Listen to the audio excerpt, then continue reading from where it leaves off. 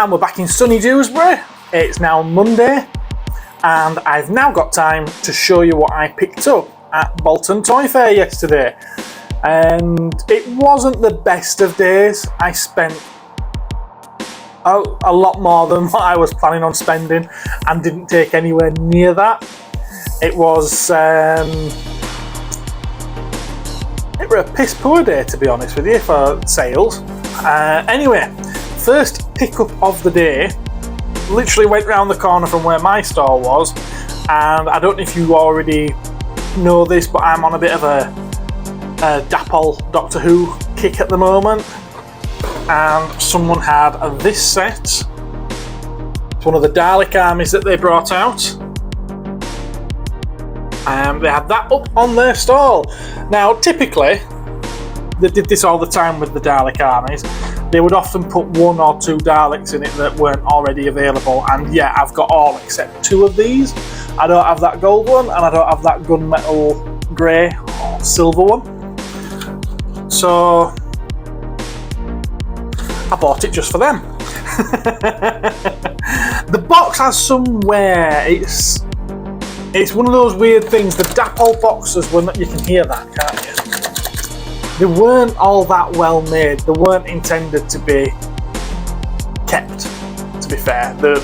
It's really thin, flimsy cardboard, and the plastic on the front is always really, it cracks and goes brittle. It's not great stuff. The toys weren't great, were they? It's astounding that any of them survived to today, but they do.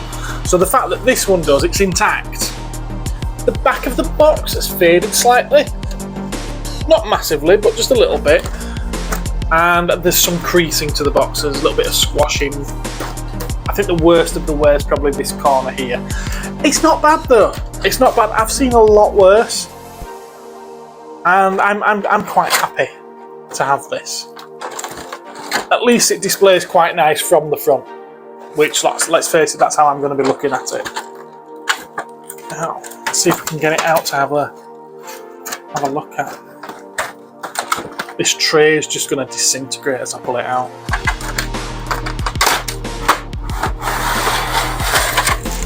Okay, that weren't too bad.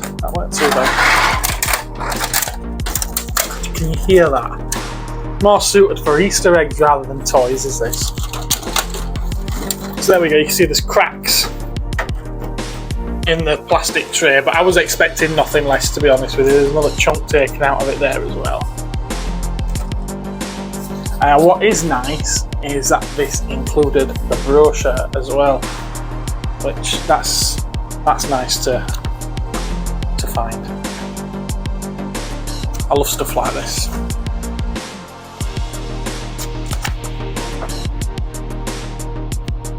Not quite the same, is it, as what's advertised in there? And it shows on the back the Whomobile that never went into production. Someone has done a custom one there, and it looks fantastic. If I remember, I will put a link in the description so you can have a look at it. Now, the guy had this up for £100. He was a really, really nice guy. In fact, he was that nice he even gave me a hug. He had this and one other thing that I was interested in. Now, I already have a loose one of these, but this one was on the card. And as you know, I'm also going through my Mighty Max phase as well. And as this is made by Bluebird Toys, who did Mighty Max, and this is a Mighty Max style of product. And I always regretted selling my box one years ago. I also picked this up off him off a very reasonable price. Now, unfortunately, the blister is coming away slightly from the card, and you can see there's no white tearing on the card, so it just wasn't sealed properly in the first place. But I think it still displays quite nicely. Anyway, the chap was very, very kind, and he let me have the pair of those for £100. And well, that's quite good. That's quite good. If I was to sell them, there's room for a reasonable profit there, but they're not going anywhere except into my collection. On a later circuit round, I also spotted that he had this, and I did decide to buy this off him. This one is to sell, it's not for myself, isn't this? Venom from Spider-Man 3, the third horrible movie. But it's what? It's about 10 inches tall? It's a nice figure. And I'm getting asked for Venom figures all the time, so good one like this, no brainer. Now, there was quite a strong Doctor Who theme to this week's purchases. To the Bolton Toy Fair purchases. Another regular guy who specialises a lot in Doctor Who. I think a lot of what he has are his own collection that he just don't have space to display anymore, so he gets rid of them. It's as if they're just going to live the life in a brown box where I can't see them. I might as well not see them and have the money. It's not a bad philosophy, is it? So I picked up this just because the price was right for me to be able to make a profit on it. I already have one in stock, but I thought I'd get another one. Adipos are always popular. That's not for me, that's to sell. This, also not for me, it's to sell. In fact, I actually already have one. You can see it behind me in the cabinet there. Just about, right there. So yeah, and I only have it because it's a Dalek. I don't tend to bother with new series stuff except for Daleks.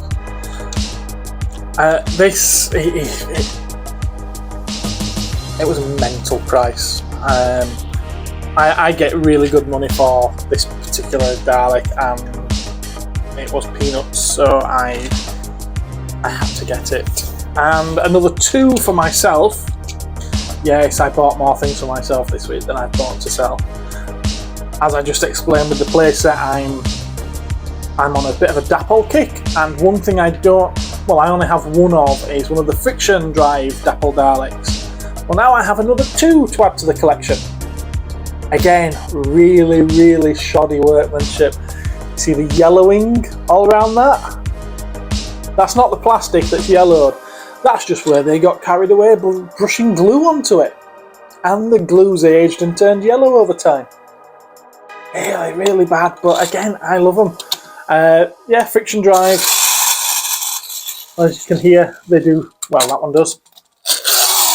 Oh, maybe not so much that one. That sounds like a Dalek, doesn't it? So these are repurposing of the 60s Lewis Marks moulds.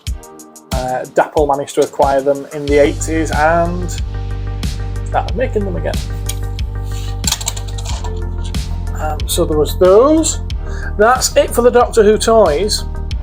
But the next, and it was a big purchase that I made, was Doctor Who books. A woman had, there were 3 boxfuls of books underneath her stall, £2 each, or 6 for a tenner. Sorry, 6 for a tenner. And I was flicking through, and I was like, oh, I'll have that one, I'll have that one, I'll have that one, I'll have that one, I'll have that one, I'll have that one. And quite a lot there that I was going to buy, and then I thought there's the ones that I'm not going to buy I can probably sell. So I asked if she'd do a deal on the lot. She said, oh, best I'll do is £1 a piece if you get them all. We counted up, there were 162, 63, 163-ish, and we agreed on £150. We were both very happy. There's Target novelisations in there, which I'm less interested in the Target novelisations because I've seen the episodes that many times that I don't need to read them as well. But I do like the artwork on some of the covers. What was nice is that among the Target ones there were some of the later reprints that are quite, well, not like later reprints, but the later editions that hadn't been released previously. So things like the Chase and things like that. The Dalek Master Plan set of 2 books was also included, which is quite nice. They're always quite sought after. There was also some of the Blue Spine reprints by Virgin Publishing. They're quite sought after too, and there's a handful of them in there. It wasn't just those, there was also the New Adventures by Virgin. Quite a good selection of these. In fact, I think there's around about, out of the first 50, there's about 34, 35 of them. So that's a nice little job lot. And what's so annoying, and it really is quite annoying, is I've recently just paid £10 for one of these books and £25 for another one. So I've paid £35 for 2 of these books that are included in this lot that have cost me £1 each. Yeah, I suppose you never know what's around the corner. So there's those. There's a handful, not many, I would have liked there to be more, but they don't pop up that often, of the Missing Adventures. There's a handful of those. And then there's also a shed load of the BBC books, Past Doctor Stories, or Past Doctor Adventures, and 8th Doctor Adventures. There's loads of them, and again, they're on my list of wanting to pick up at some point. So to get a job lot like this, there's gaps. There's quite some substantial gaps in the collection, but I can always fill them. I can always chase those up, unless I decide to sell them. Watch this space.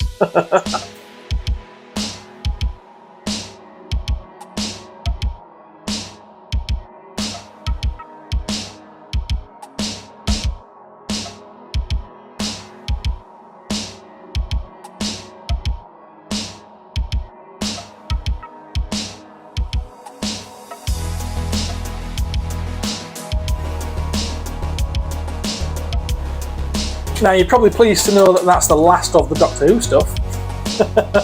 But sticking with British sci-fi, the guy on the stall next to me had done not quite a house clearance, but a bedroom clearance. So he had boxes full of these, which, 1992, I think they were, Matchbox die-cast Thunderbird sets.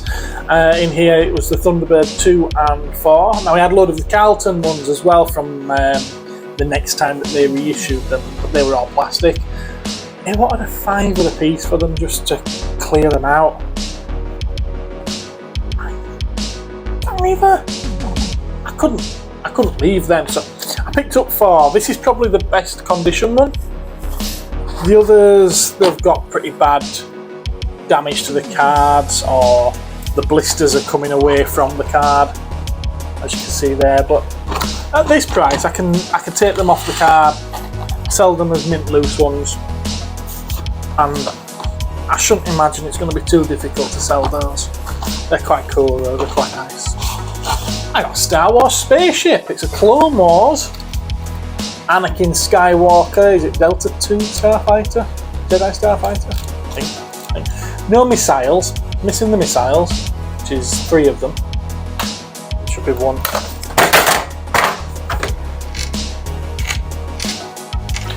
Anakin died sooner than George Lucas was expecting.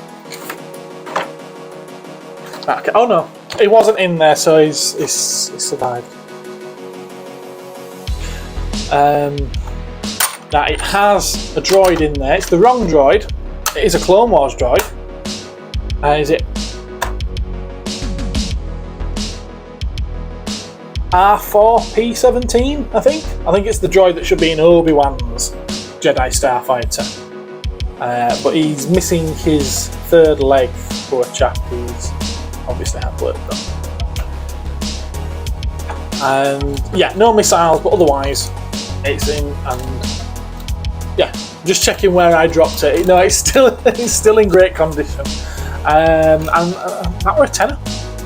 Now I could probably double my money on that, and then double it again on that. So can't knock that. That was a worthwhile pickup. On the stall next to that, there were. Try and remember which ones he had laid out there now. I think it was these 2. Yeah, these 2 figures laid out on the stall. They're the original Power Rangers, Mighty Morphin Power Rangers, the head flip ones. No weapons, unfortunately, but they're clean. The white arms and legs on these tend to yellow over time, and these are nice and white. And I asked him about them. He said, "Oh, I've got some more of those back here." He's a regular guy at Bolton and Doncaster. He's a good lad, good trader. And then he pulled out of a box at the back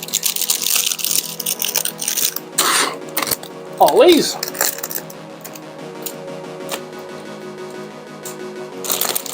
So I bought them off him as well. That was a nice pickup. Now, unfortunately, he's missing his armour, which is more of a shame because I just sold a set of his armour, which I had spare a few months ago.